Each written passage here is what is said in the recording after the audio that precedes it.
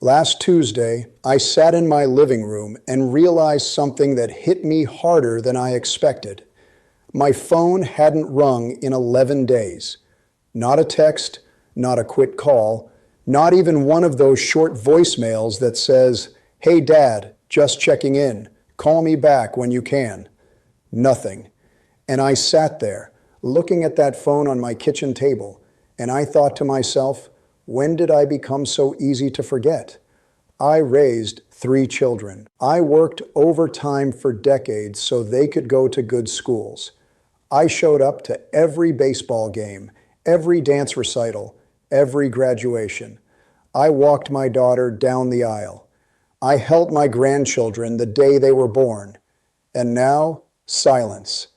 Now, if you're watching this and you know exactly what I'm talking about, if you felt that sting of wondering why your own children don't seem to have 5 minutes for you, then I want you to stay with me today, because this is something I've thought about for a long time.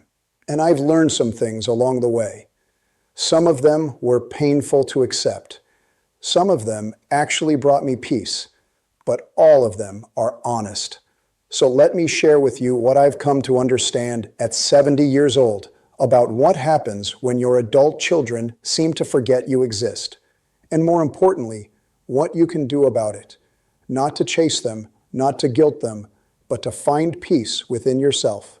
You know, nobody warns you about this part of aging.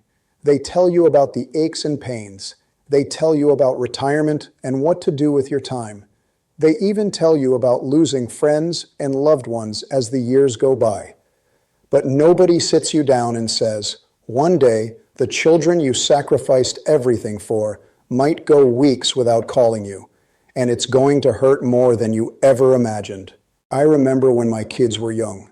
They needed me for everything.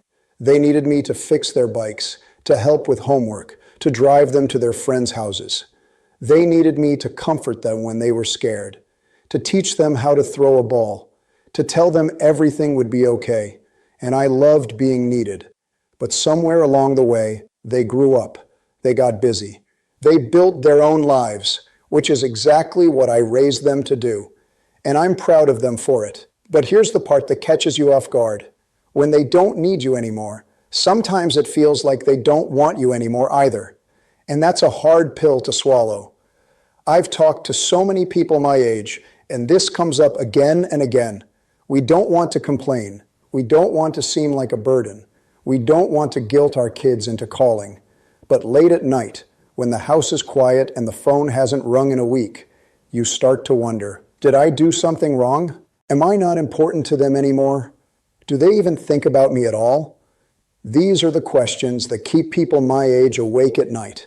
And if you've asked yourself these same things, I want you to know you're not alone. And there's nothing wrong with you for feeling this way. So let me share with you what I've learned. These aren't easy truths, but I think they're important ones. This was one of the hardest things for me to accept. When my son goes 2 weeks without calling, my first instinct is to think I did something wrong. Did I say something that upset him? Is he angry with me? Does he just not care? But here's what I had to learn, and I mean really learn, not just hear someone say it. Their silence usually has nothing to do with me. My son is 44 years old. He has a demanding job. He has 2 kids in school, one with learning difficulties who needs extra help. His wife works full-time too. Their weekends are filled with sports practices and birthday parties and home repairs and all the things that come with raising a family. When he finally collapses on the couch at 9 p.m., calling his father isn't the first thing on his mind. It's not because he doesn't love me. It's because he's exhausted. And you know what? I was the same way at his age. I think back to when I was in my 40s, working 50-hour weeks, raising kids, trying to keep my marriage strong, trying to keep my head above water. I hate to admit it, but I didn't call my own parents as much as I should have. I loved them. I thought about them. But days would slip by, then weeks, and suddenly I'd realize I hadn't talked to my mother in a month. It wasn't because I didn't care. It's because life was overwhelming. So when my kids do the same thing to me now, I try to remember that. I try to give them the grace I wish I had given myself back then. They're silent. Let me tell you about a mistake I made for years. I used to keep track. I kept a mental record of who called last, how long it had been, who made the effort, and who didn't. And every time I was the one who had to pick up the phone first, I felt a little resentment building up. Why is it always me? Why can't they call me for once? One day I was talking to my neighbor, a woman in her late 70s who lost her son to cancer a few years ago. And she said something I'll never forget. She said, "I would give anything to pick up the phone and call him one more time. I don't care if he ever called me back. I just want to hear his voice." That hit me like a ton of bricks. Here I was, keeping score, counting who called who, holding on to resentment, while my kids are still alive, still here, still reachable. And I realized, what am I doing? What does it matter who calls first? What does it matter if I'm always the one reaching out? My kids are healthy. They answer when I call. I get to hear their voices, hear about their lives, know that they're okay. That's the gift. That's what matters. So I stopped keeping score. And I'll tell you something. When I let go of that mental tally, a weight lifted off my chest. I stopped feeling bitter. I started feeling grateful that I still have someone to call. If you're keeping track of every missed call, every forgotten birthday, every time they didn't reach out, I gently encourage you to stop. It's not helping you. It's only making you feel worse. And it's poisoning something that could still be good. Lents is not rejection. Most of the time, it's just exhaustion. Now, I want to be careful here, because there's a difference between expressing your feelings and trying to manipulate someone into calling you. But I do think there are times when we need to speak up. A few years ago, I went through a rough stretch. My health wasn't great, I was feeling isolated, and I really needed to hear from my kids more. But instead of telling them that, I just sat in silence, feeling hurt, waiting for them to figure it out on their own. Spoiler alert, they didn't figure it out. Finally, I worked up the courage to say something to my daughter. I didn't accuse her. I didn't guilt her. I just told her the truth. I said, "Sweetheart, I know you're busy. And I'm proud of the life you've built. But I've been feeling a little lonely lately, and hearing your voice means more to me than you probably realize. I'm not asking for much. Just a quick call when you can. It would really help me." She was quiet for a moment. And then she said, "Dad, I had no idea. I'm sorry. I'll do better." And she did. Not perfect. She's still busy. She still forgets sometimes.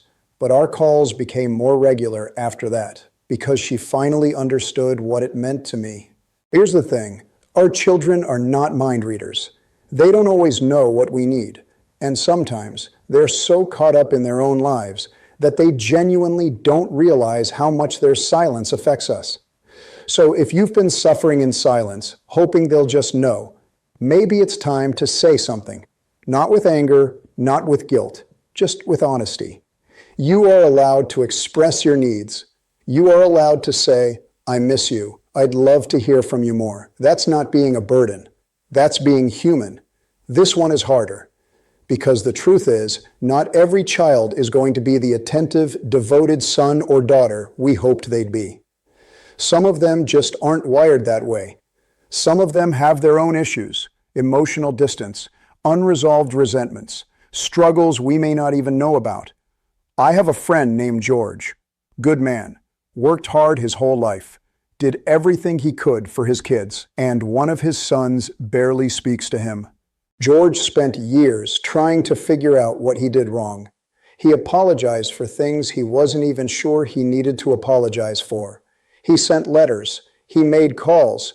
He tried everything. And eventually, he came to a painful realization. His son was dealing with his own demons, things that had nothing to do with George. And no matter how hard George tried, he couldn't fix it. So George made a decision. He decided to leave the door open, but stopped chasing. He told his son, "I love you. I'm here if you ever want to talk, but I can't keep beating my head against a wall." And then George focused on his other relationships. His daughter, who did call. His grandchildren, who loved spending time with him. His friends and neighbors who appreciated him. It broke his heart to step back from his son, but it also gave him peace. Sometimes acceptance is the only path forward. If you've done everything you can and the relationship is still distant, it might be time to accept it for what it is. Not give up on it entirely, but stop torturing yourself trying to force something that isn't there. You can love someone from a distance. You can leave the door open without standing in the doorway forever, waiting. This might be the most important thing I've learned. When my wife passed away 8 years ago, my kids became my whole world. They were all I had left, and I put all my emotional eggs in that basket. And when they didn't call, when they were too busy, when holidays came and went without much fanfare, I felt devastated because they were everything to me. But here's what I realized. That wasn't fair to them, and it wasn't healthy for me. My children are not responsible for my happiness. They're not responsible for making sure I'm not lonely. They have their own lives to live. So I started building a life that didn't depend entirely on them. I joined a walking group at the community center. I reconnected with a couple of old friends I'd lost touch with. I started volunteering at the library one morning a week. I got to know my neighbors better. I'm not saying this was easy. It wasn't. At 70, making new connections takes effort. It takes putting yourself out there when you'd rather just stay home. But slowly, I built a life that had more in it than just waiting for my kids to call. And a funny thing happened. When I stopped waiting by the phone, when I stopped making them the center of my universe, our relationship actually got better. I was less needy, less resentful, less desperate for their attention. And they started to enjoy talking to me more because I had things to share. I had my own life. So if your happiness rises and falls based on whether your children called this week, I want to gently encourage you to expand your world. Find other sources of connection, other reasons to get out of bed, other people who appreciate your company. Your children are part of your life, but they shouldn't be all of it. I mentioned earlier that I stopped keeping score, but I want to take this a step further. I've learned to be the one who reaches out, regularly, without resentment. Every Sunday evening, I call each of my kids. Just a short call, sometimes just 5 minutes. I ask about their week. I ask about the grandchildren. I tell them I love them. Sometimes they answer. Sometimes it goes to voicemail. But I call anyway. Because I've realized something. When I'm gone, and that day will come, whether we like to think about it or not, I want them to remember a father who reached out, a father who made the effort, a father who never let a week go by without saying, "I'm thinking about you." I don't do this to keep score. I do this because it's who I want to be. And honestly, it's made me feel better. Instead of sitting around wondering why they haven't called, I take action. I reach out. I say what I want to say, and that gives me peace. You know, when I started this video, I told you about sitting in my living room, realizing my phone hadn't rung in 11 days. I'm not going to tell you that doesn't hurt anymore. It still does sometimes. I'm human, but I've learned not to let that hurt define me. I've learned to understand my children's lives without excusing genuine neglect. I've learned to speak up when I need to, and to let go when I can't change things. Most of all, I've learned to build a life that's full, even when my kids are too busy to fill it. At 70, I've come to accept that my children love me in their own way. It might not look like I expected. It might not be as often as I'd like, but the love is there. And I've decided to focus on that. I'm not going to spend my remaining years bitter and resentful, tallying up every missed call. That's no way to live. That's no legacy to leave behind. Instead, I choose to be the father who keeps calling, who keeps loving, who keeps showing up, even when it feels one-sided, because that's who I want to be. And in the end, that's all I can control. If you're struggling with this, if your children seem to have forgotten you, I hope something I've said today helps. You're not alone. This is more common than anyone talks about. And it doesn't mean you failed as a parent. It doesn't mean you're unlovable. It just means life is complicated and people get busy. And sometimes we have to find peace in the middle of imperfect relationships. You deserve that peace. Thank you for spending this time with me today. I know this was a heavy topic, and I appreciate you sticking with me. If anything I said resonated with you, I'd be grateful if you'd share this video with a friend who might need to hear it. Sometimes just knowing we're not alone makes all the difference. And if you haven't already, consider subscribing to this channel. I share videos like this regularly. Honest conversations about what it's really like to grow older. The challenges, the wisdom, the things nobody else seems to talk about. You can also leave a comment below and tell me your experience. Do your children call as often as you'd like? How do you handle it when they don't? I read every comment, and I learn so much from all of you. Until next time, take care of yourself. You matter more than you know. And no matter how quiet that phone is, you are not forgotten. I'll see you in the next one.